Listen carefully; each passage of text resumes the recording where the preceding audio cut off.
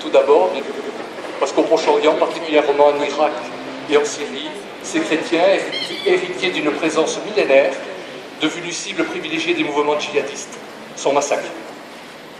Dans l'indifférence générale, ont déploré certains commentateurs, je pense notamment à Régis Debray, qui a fustigé l'apathie des politiques de ce pays vis-à-vis des chrétiens d'Orient en ces termes sévères. Ils sont trop chrétiens pour intéresser la gauche, trop étrangers pour intéresser la droite. Nous tenons à apporter aujourd'hui un démenti à ce sombre constat. Face à une volonté affichée d'élimination des chrétiens de cette région du monde, face à cette entreprise barbare d'éradication ethnique et religieuse, face à ce véritable génocide, peut-on rester silencieux?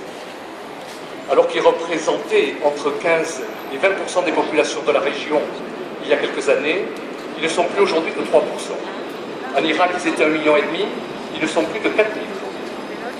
Notre appel intervient aussi, la date a été choisie comme telle, même si l'actualité parfois utilise le page, notre appel intervient aussi la veille de la conférence internationale de Paris, qui réunira 60 États et dont le but est de venir en aide aux chrétiens d'Orient et à toutes les minorités victimes des cruautés de l'organisation État islamique en Syrie et en Irak.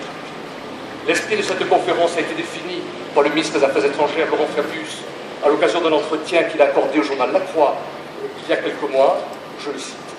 La protection des chrétiens d'Orient est constitutive de l'histoire de France. J'entends, poursuit-il, que nous soyons fidèles à cette tradition. Si nous sommes aujourd'hui là, c'est pour rappeler ce devoir.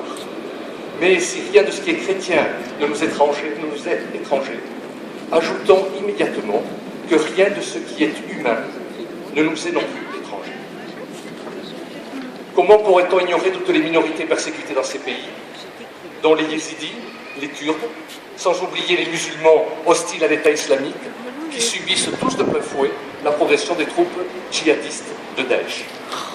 Ce week-end exceptionnel, toute l'Allemagne semble s'être mobilisée pour recevoir dignement des milliers de réfugiés, 20 000 selon la police. Ici en France, les initiatives citoyennes et familiales se multiplient et la société politique commence à s'organiser.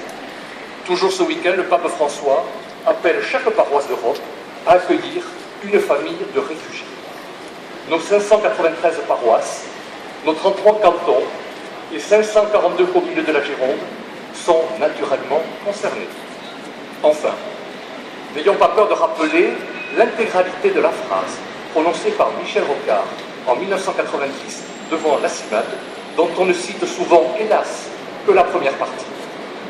Je cite, « La France ne peut pas accueillir toute la misère du monde, virgule, mais elle doit savoir en prendre fidèlement sa part. » Comme chacun d'entre nous, à la place d'idées, par-delà ses options politiques ou professionnelles, s'apprête sûrement à le faire